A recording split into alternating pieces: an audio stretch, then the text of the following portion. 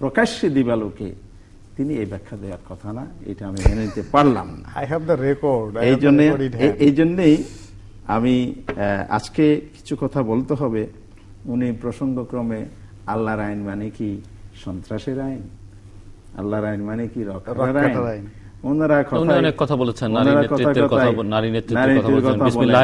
আমি আরেকটু বাড়াই, উনি জঙ্গিবাদের কথা বলেন ওনার দলের লোকেরা। ইসলামের জঙ্গিবাদের কোন স্থান নাই। জিহাদ মানে যুদ্ধ নয়, জিহাদ মানে সন্ত্রাস নয়। রাইট। জামাত যে আদর্শে বিশ্বাসী, কোরআন সুন্নাহর ভিত্তিতে এদেশে একটি আধুনিক কল্যাণ রাষ্ট্র প্রতিষ্ঠা করার সংগ্রাম করছে। আমার কিন্তু আরেকটা প্রশ্ন ছিল আজাদ ভাই, রক্ষাতার কথাটা উনি বললেন। আজাদ ভাই প্রশ্ন করো ভাইয়ের কাছে, আপনার কাছে প্রশ্ন ছিল কি একটা কবজি খাতা হাট আপনি পত্রিকা পাতে দেখেছেন? না, আপনার কাছে আমার প্রশ্ন ছিল, এই যে খেলাফত মজলিসের একজন আজাদ ভাই প্রশ্ন ছিল যে আপনারা যে আল্লাহর আইনটা প্রতিষ্ঠাতা করতে চান, সেই আল্লাহর আইনের আমাদের তো প্রায় 1400 বছর গেছে। 1400 বছরের মধ্যে 1000 বছর সারা বিশ্ব জুড়ে, যদি ধরেন অটোম্যান সাম্রাজ্য, আজকের তুরস্ক থেকে শুরু করে ইউরোপের অল মেজর কান্ট্রিতে মুসলমান সাম্রাজ্য ছিল, এবং মহামতি সুলাইমানের মতো সম্রাট সেখানে ছিলেন, সারা পৃথিবী তাকে স্মরণ করে। যদি আন্দালুসিয়া ধরেন, সেখানে আমাদের সাম্রাজ্য ছিল। পাক ভারত উপমহাদেশ আমরা 800 ইয়ার সমস্ত কন্টিনেন্ট আমরা ঘুরেছি। আমরা 750 বছর আমরা স্পেনে করেছি 350-400 বছর। আমরা বাগদাদে করেছি, বাগদাদকে কন্ট্রোলে নিয়ে সমস্ত জায়গাতে। এর মধ্যে আবার চীনের ওখানে খাওয়ারেজিমে আমাদের একটা বিরাট সাম্রাজ্য গড়ে উঠেছিল। তো এই অত পৃথিবীর কোন জায়গাতে, আফ্রিকা, ইউরোপ, এশিয়ার এমন কোন জায়গা নেই যেখানে মুসলিম সাম্রাজ্য ছিল না, শুধুমাত্র অস্ট্রেলিয়া এবং আমেরিকা ছাড়া, বিকজ তাদের সাথে আমাদের কোনো কানেক্টিভিটি ছিল না। আমার প্রশ্ন ছিল যে সম্রাট আওরঙ্গজেবের মতো সম্রাট ছিলেন, খলিফা উমর ইবনে আব্দুল আজিজের মতো বিখ্যাত খলিফা ছিলেন বাগদাদে উমাইয়া শাসন আমলে, বাদশাহ হারুন আর রশিদের মতো খলিফা ছিলেন। এত বড় বড় পৃথিবী বিখ্যাত সম্রাটদের আমলে, কিংবা ইসুফ বিন তাসকিনের মতো সম্রাট ছিলেন সেই মরক্কোতে। আমাদের মিশরে যদি ধরেন, গাজী সালাউদ্দিনের মতো নায়ক ছিলেন। আপনি আমাকে দেখান যে তারা একবার ওই আল্লাহর আইনের নামে আপনারা যে জিনিসটা করতে চাচ্ছেন, তাদের শাসন ব্যবস্থায় সেই জিনিসটা তারা করেছিলেন কিনা, কোথাও করেছিলেন কিনা। আমি সেদিকে যাচ্ছিলাম, আপনি যে প্রশ্ন রাইজ করেছেন। আপনার এই যে অপপ্রচারটা আজকে চলছে আমাদের বিরুদ্ধে, এটা আপনিও আজকে যে প্রশ্ন থ্রো করেছেন সেটাও এরই ধারাবাহিকতা। কারণ হচ্ছে কোথাও প্রমাণ করতে পারে নাই আমরা সন্ত্রাসী কর্মকাণ্ড করেছি। আমাদের নেতা মওলানা মতিউর রহমান নিজামী 8ম সংসদে যে বক্তব্য রেখেছেন, পার্লামেন্টে রেকর্ড আছে, উনি চ্যালেঞ্জ ট্রু করেছেন যে কোথাও যদি আমরা সন্ত্রাসে জামাত শিবির জড়িত হয়েছি আপনারা প্রমাণ করতে পারেন, তাহলে উনি বলেছেন আমি রাজনীতি ছেড়ে দেব। একটি প্রশ্ন তো আছে, আমি আলোচনা করতে সুবিধা হবে আপনাদের দুজনেরই। একটি প্রশ্ন আছে যে আপনারা দেশের স্বাধীনতা অর্জনের সময়টা একটু শেষ করতে চাই প্লিজ, এই পয়েন্ট আমি শেষ করতে চাই। উনি বলেছেন যে আমরা ইসলামের নামে, ধর্মের নামে ব্যবসা করি। আমি একটু প্রশ্ন করতে চাই ভাইয়ের কাছে, আমার বন্ধুর কাছে আমি বলবো বিনয়ের সাথে, আপনারা ইলেকশন আসলে লা ইলাহা ইল্লাল্লাহ নৌকার মালিক তুই আল্লাহ বলেন, তসবিহার পোশাক নিয়ে যে জায়নামাজ নিয়ে যে আপনারা জনসমক্ষে ভোট চাইতে যান, একটা হলো ধর্মকে ব্যবহার করা, একটা হলো ধর্মকে মেনে চলা। এই বৈপরীত্যটা কেন? আপনি মুনাফিকি বলে যে কথাগুলো বলে দিয়েছিলেন, তাহলে এটাকে আপনি মুনাফিকি না অন্য কিছু বলবেন? এই জন্য আজকে কারা ধর্মকে ব্যবহার করছে?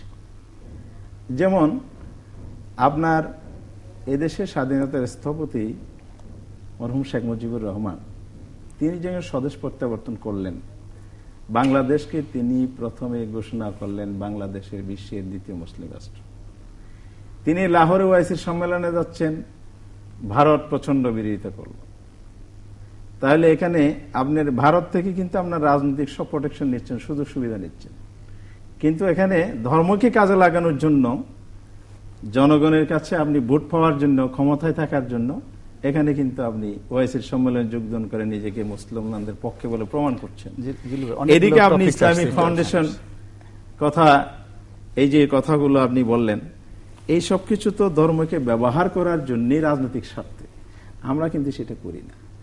আমরা ধর্মভিত্তিক রাজনীতি মানে এটাই বুঝি, আমাদের ব্যক্তিগত জীবনে ধর্ম থাকবে, আমাদের দলীয় মনিষ্ঠতে কোরআন সুন্নাহ আইন বিরোধী, আপনারাও বলেছেন আইন পাশ করবেন না, আমরাও বলেছি আপনি কোরআন সুন্নাহ বিরোধী আইন পাশ করবেন না, এটা আপনাদের দলীয় এবার ইস্তেহারও আছে, আপনি খুলে দেখেন।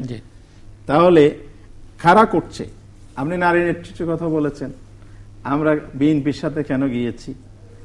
আর আমি প্রশ্ন করব, মহাজোটে আপনারা যাকে রেখেছেন তিনি কে ছিলেন? তার বিরুদ্ধে, স্বৈরাচারের বিরুদ্ধে আমরা স্লোগান দিয়েছেন, আন্দোলন দিয়েছেন, করেছেন আমরা একসাথে। তাহলে সেই স্বৈরাচারকে সাথে নিয়ে যে আপনি রাজনীতি করলেন, ক্ষমতা গেলেন, একটু ওনার কথা শুনে আসি। আমি একটা এই জন্য মুক্তিযুদ্ধের চেতনা মানে ইসলামের বিরোধিতা নয়। সেই ম্যান্ডেট নিয়ে কিন্তু ৭২ সংবিধানে আপনাদের ধর্ম নিরপেক্ষতার মূলনীতি করলেন, এটা জনগণের ম্যান্ডেট ছিল না। এখন আবার পঞ্চম সংশোধনের মাধ্যমে আপনি কিন্তু ওই যে যুদ্ধাপরাধীদের বিচার করবেন, সেটা কিন্তু ওনাদের ম্যান্ডেট আছে। এই ক্ষেত্রে আমি আসি, আমি বলা শুরু করি। অনেকগুলো বিষয় আসছে তো, you have got lot of time. First thing হলো জাতীয়তা এবং রাষ্ট্র। জাতীয়তাতে যে যে জিনিসটা আছে সেটা হলো ন্যাশনালিজম, এবং রাষ্ট্র যেটা স্টেট। আপনার আজকের কথা না, এটা যদি প্লেটোর কাছে যান, সক্রেটিসের কাছে যান, আজ থেকে প্রায় ২৫০০ বছর আগে ইট ইজ অলরেডি সেটেলড যে জাতীয়তা কাকে বলে আর রাষ্ট্র কাকে বলে।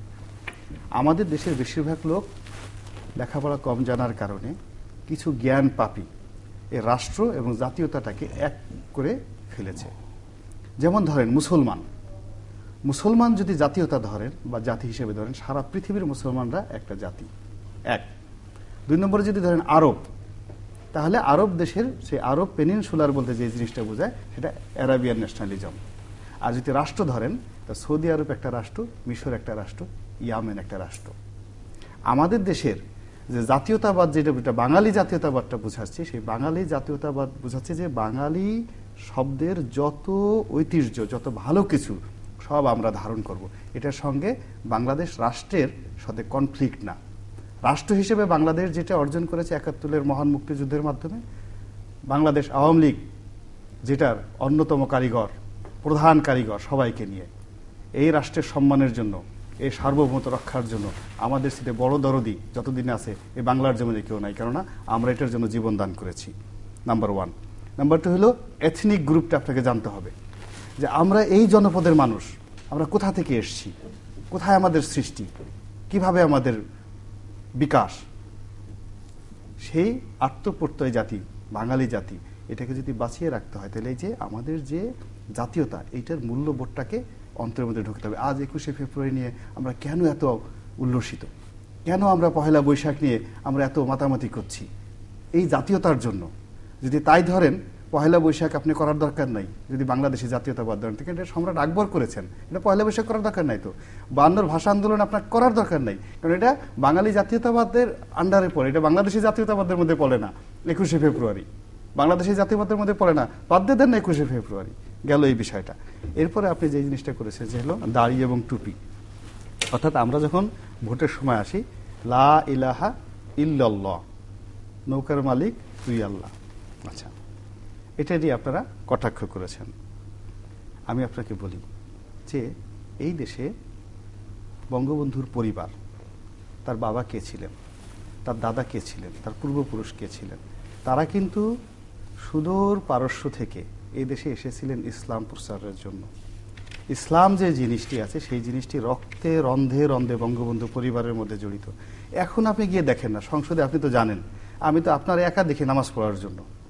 যখন আমাদের অধিবেশন শেষ হয়, আমার বিএনপির একটা ভাইরে তো আমি নামাজ পড়তে দেখি না। আপনি বলেন তো কয়জন লোক আমার সাথে মসজিদে নামাজ পড়তে যান? এখানে বসে বলেন। আমরা আওয়ামী লীগের কয়জন লোক নামাজ পড়তে যাই? হ্যাঁ, আপনি তো এখানে বলেন ভণ্ডামি। আওয়ামী লীগের কয়জন লোক নামাজ পড়তে যায়? আপনি সালাউদ্দিন কাদের চৌধুরী কোনোদিন মসজিদে দেখছেন? আপনি যে আপনাদের যে বড় বড় যে সমস্ত ধর্ম নেতা, মওদুদ আহমেদের কোনোদিন মসজিদে দেখছেন? কখনো দেখেন। এবং তারা যদি ধর্মের কথা বলে, এর সাথে হিপোক্রেসি আর বাংলাদেশে হয়? এর সাথে হিপোক্রেসি হয় না। আচ্ছা, আর একটা জিনিস দেখেন যে লেবাস একটা বিশাল ব্যাপার। মাননীয় প্রধানমন্ত্রী জননেত্রী শেখ হাসিনা, উনি নামাজ পড়েন, হজ যান, ব্যক্তিগত জীবন, লেখাপড়া করেন, সমস্ত কিছু করেন।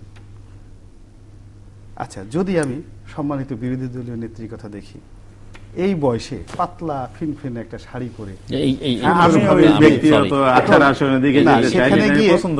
এখানে আমি বলি যে এই আলোচনা সেই আলোচনা গেলাম না, সংসদ হয়, আমরা এখানে যাব না, আমি এখানে ফিরে আসতেছি, আমি বলতেছি যে সেই জায়গাতে গিয়ে কিন্তু আপনাদের যে ধর্মীয় বোধ, সেই ধর্মীয় বোধ কিন্তু সেখানে আপনাদের আলোচনায় যায় না।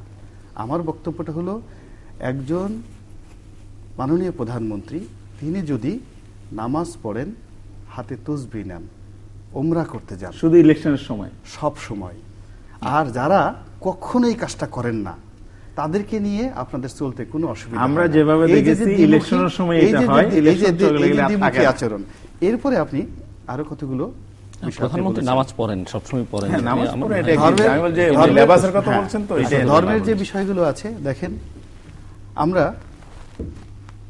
মহান মুক্তিযুদ্ধ, আমাদের হাতে কিন্তু খুব বেশি সময় নেই, আমি আবার একটু আমি এক মিনিট শুধু শেষ করবো জিল্লুর ভাই, সেটা হলো যে আমাদের মুক্তিযুদ্ধের সময় যে জিনিসটা আছে, দেখেন উনি নিজে ভালো জানেন যে এই জমিনে দুটো হক আছে, একটা আল্লাহর হক আর একটা বান্দার হক। ওনাদের কথাই আমি বলি, বান্দার হক আমাদের কথা না, আল্লাহর কথা। আমি ওনাদের একটা প্রসঙ্গে আসতেছি, একটা হলো আল্লাহর হক, একটা বান্দার হক। ওনারা এই জমিনে বসবাস করেন, এই জমিনে রাজনীতি করেন, বাংলাদেশের মধ্যে থাকেন, বাংলাদেশের নাগরিক, সবই ঠিক আছে। কিন্তু এই দেশের স্থাপনের পেছনে তাদের যে ভূমিকা 1971 সনে, সেই রূঢ় ভূমিকা, তারা সেটা এখন তারা বলতেছে যে তারা হয়ে গেছে নাকি মুক্তিযোদ্ধা, মতিউর রহমান নিজামী হলো দেশে নাকি মুক্তিযোদ্ধা। এর চেয়ে বড় ঠাট্টা এই জাতির জীবন আর বড় কিছু হতে পারে না। আমার বক্তব্য হলো যে আল্লাহর যেভাবে হক আছে, বান্দার যে হক আছে, এই জমিনের প্রতি যে অত্যাচার আপনারা করেছেন জামায়াত ইসলামী, সেই 1952 সনের পর থেকে, অর্থাৎ যখন সেই আমল থেকে শুরু করে একদম 1971 সন পর্যন্ত এদেশের লক্ষ লক্ষ শহীদানের জীবন, লক্ষ লক্ষ মা বোনের ইজ্জত, আপনাদের মদতে যা কিছু হয়েছে, আপনারা এখন পর্যন্ত বিচার করবেন তো আপনারা তো আমরা তো বিচার করবো না, তো ক্ষমা চেয়ে বান্দার হকই আদায় করে নাই এখন। উনি অনেকগুলো কথা বলেছেন, কথা এক জায়গায় ঘুরপাক খাচ্ছে জাতীয়তা, এবং ভাষা আন্দোলন করে নিয়ে আসছেন, ভাষা দিবস পালন এগুলো নিয়ে আসছেন। আসলে ভাষা এবং রাষ্ট্রীয় বিষয়টা যেভাবে নিয়ে আসছেন, আমি এটার সাথে একমত না, এটা ডিফার করি। ভাষা এবং রাষ্ট্র ভিন্ন জিনিস, কারণ রাষ্ট্রের অনেকগুলো উপাদান থাকে, তোর মধ্যে একটা ভাষা, যেমন ধর্মীয় বিশ্বাস। রাষ্ট্রের উপাদানের মধ্যে ভাষা পড়ে না, বলেছেন যে জাতীয়তা এবং রাষ্ট্র, এটা দুইটা, জাতীয়তা রাষ্ট্র এক জিনিস না। এখন আপনার একটি রাষ্ট্রের মূলনীতি আছে, মূলনীতি নিয়ে কিন্তু এখানে কথা হচ্ছে। আমরা বাংলাদেশি জাতীয়তাবাদ, ওনারা বাঙালি জাতীয়তাবাদ, এটার ব্যাখ্যাটা আমি দিয়েছি। সেটার সাথে ভাষা দিবস পালনের সম্পৃক্ততা কোথায়? বাংলাদেশি জনগণ বাংলা ভাষায় কথা বলে, এবং বাংলাদেশের জনগণই ভাষার জন্য আন্দোলন করেছে, জীবন দিয়েছে, রক্ত দিয়েছে। অবশ্য সে সময়ে বাংলাদেশ আওয়ামী লীগের ভূমিকা কি ছিল সেটা আমরা জানি। যখন 144 ব্রেক করার সিদ্ধান্ত হলো, সে পুরান ঢাকার অফিসেই তৎকালীন জেনারেল সেক্রেটারি শামসুল হক সাহেব, তিনি এটার বিরোধিতা করেছেন। বটতলায় এসেও শেষ পর্যন্ত ছাত্রদেরকে নিবৃত্ত করার চেষ্টা করেছেন। কিন্তু যারা 144 ভঙ্গ করলেন তারা ছিল ছাত্র।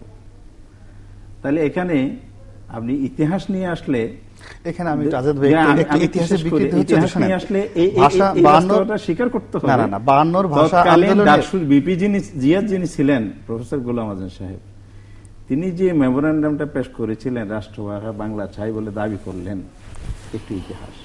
তাহলে আমরা বাংলাদেশি জাতীয়তাবাদ বলে ভাষা আন্দোলনের সাথে আমাদের সম্পৃক্ততা নাই, ভাষা দিবস আমরা পালন করি না, এই অভিযোগটা সঠিক না। এই জন্যই ভাষাভিত্তিক জাতীয়তাদের ব্যাপারে আমাদের বক্তব্য। আপনি বাংলাদেশে বাংলা ভাষার লোকও আছে, আমাদের উপজাতিরা তাদের নিজের ভাষায় কথা বলে, আদিবাসীদের আরো অনেকে বিভিন্ন ভাষায় কথা বলে। আমরা বলছি বাংলাদেশের জনগণ আমরা একটি জাতীয়তায় বিশ্বাস করি, আমরা সবাই বাংলাদেশী। তাহলে আমাদের ভৌগোলিক সীমানা, আমাদের ভাষার মর্যাদা, আমাদের কৃষ্টি কালচার, আমাদের মূল্যবোধ, আমাদের বিশ্বাস, বাইরে গিয়ে যখন অঞ্চল ভিত্তিক জাতীয়বাদ চলে আসে, তাহলে তাদের বিশ্বাসের অনুসরণ, কালচারের অনুসরণ, তাদের রীতিনীতির অনুসরণ, আমার আইডেন্টিটি, আমার জাতিসত্তা। এই একটা পয়েন্টে আপনারা বিতর্ককে দেখেন, এখান থেকে সমস্ত বিরোধের শুরু, এবং সারা পৃথিবী থেকে 71 সালের ব্যাপারে আপনি একটু শেষ করে আনতে হবে, কারণ হ্যাঁ আমি নিয়ে আসছি। এই ক্ষেত্রে ওনাদের একটা মহারোগ আছে, আমি বলবো মহারোগটা হচ্ছে ওনাদের সাথে যদি কেউ থাকেন তারা তখন যুদ্ধ অপরাধী হয় না, স্বাধীনতা বিরোধী হয় না। ওনাদের বিপক্ষে গেলে, রাজনৈতিক কারণে যদি আমরা আর কারোর সাথে থাকি, তখন কিন্তু এই অভিযোগটা চলে আসে। এটা আমাদের ক্ষেত্রে শুধু নয়। মেজর এমো জলিল ৯ নং সেক্টর কমান্ডার ছিলেন। শুধুমাত্র ভারতের যে স্বাধীনতা উত্তর যখন ভারতীয় সেনাবাহিনী এদেশে লুটপাট শুরু করলো, তার প্রতিবাদ জানার কারণে তাকে চাকরি হারাতে হয়েছে। পরবর্তী বরিশালের লোকেরা আন্দোলন সংগ্রাম করেই তাকে গ্রেপ্তার করার পর মুক্তি করেছে। এরপর তাকে বলা হলো রাজাকার। এটা সেক্টর কমান্ডারকে রাজাকার বলা হলো, দায়িত্বশীল একজন লোক, আওয়ামী লীগের প্রেসিডিয়াম সদস্য তৎকালীন। এরপরে এখানে আমরা 1986 সালে আওয়ামী লীগ, তারপরে ওই যে 15 দল 7 দল জামাত ইসলামী যে স্বৈরাচার বিরোধী আন্দোলন করলো, একসাথে লিয়াজু কমিটিতে আমরা ছিলাম। এরপরে 91-এর পরবর্তী সময়ে 94, 95, 96 3টি বছর কেয়ারটেকার সরকারের দাবিতে আন্দোলন হয়েছে। সেখানে নিজামী সাহেব, বর্তমান মাননীয় প্রধানমন্ত্রী আওয়ামী লীগের নেত্রী আমাদের আমির নিজামী সাহেব, মদুর সাহেব জাতীয় পার্টির পক্ষ থেকে ছিলেন। এক মঞ্চে সাংবাদিক সম্মেলন করলেন, ছবি আমার কাছে আছে, ডকুমেন্ট আপনারাও জানেন। তখন কিন্তু আমরা যুদ্ধ অপরাধী ছিলাম না। আব্দুল সামাদ আজাদ সাহেবের কলাবাগানের বাসায় একাধিক মিটিং হলো। 32 নম্বরও মাননীয় বর্তমান প্রধানমন্ত্রী, তৎকালীন আওয়ামী লীগ নেত্রী, বিরোধী নেত্রী এবং আমাদের নিজামী সাহেব, মুজাহিদ সাহেব সহ একসাথে মিটিং করে কর্মসূচি যোগ্যপদ আন্দোলন হলো। তখন কিন্তু এই অভিযোগটা আসেনি। এরপরে 91 সালে সরকার গঠন যখন হলো, প্রধানমন্ত্রী প্রতিনিধি হিসেবে আওয়ামী লীগের একজন প্রেসিডিয়াম সদস্য গিয়ে